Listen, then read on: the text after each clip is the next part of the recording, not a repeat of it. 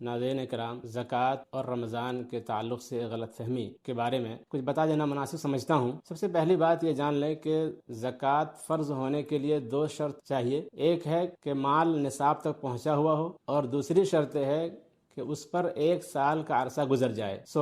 جیسے سونے کا نصاب 85 گرام ہے، چاندی کا نصاب 595 گرام ہے، تو اس طرح سے جب نصاب تک پہنچ جائے اور جب سال مکمل ہو جائے اس پر، تو جب بھی سال مکمل ہو اس پر زکوٰۃ ادا کرنا واجب ہے۔ اور واجب ہونے کا مطلب یہ ہے کہ اس کو نکال کر کے اس کو حقداروں تک جو مستحقین زکوٰۃ ہیں ان تک پہنچانا ضروری ہے۔ یہ نہیں کہ ہم نے زکوٰۃ کو الگ کر کے رکھ دیا اور ہم اس مال کو پھر رمضان تک رکھے رہیں اور رمضان میں جا کر کے نکالیں، تو یہ چیز صحیح نہیں ہے، بلکہ ہم گناہ کر رہے ہیں، کیونکہ اگر زکوٰۃ میں جتنی ہم تاخیر کریں گے اتنا ہی ہم گناہ کا کام کر رہے ہیں۔ لہذا جو لوگوں کے یہاں یہ غلط فہمی پائی جاتی ہے کہ رمضان میں ہی ہم زکوٰۃ نکالیں گے، یہ جو ہے صحیح نہیں ہے۔ رمضان میں صدقات کا ثواب بڑھ جاتا ہے، یہ صحیح ہے، لیکن آپ رمضان میں جو ہے نفلی صدقات نکالیے۔ واجبی زکوٰۃ جو ہے اس کے لیے کوئی ٹائم متعین نہیں، کوئی مہینہ فکس نہیں ہے۔ کسی کا شوال میں پورا ہو گیا، محرم میں پورا ہو گیا، سفر میں پورا ہو گیا، جب اس کا پورا ہو جائے اسی وقت اس کو زکوٰۃ نکال دینا چاہیے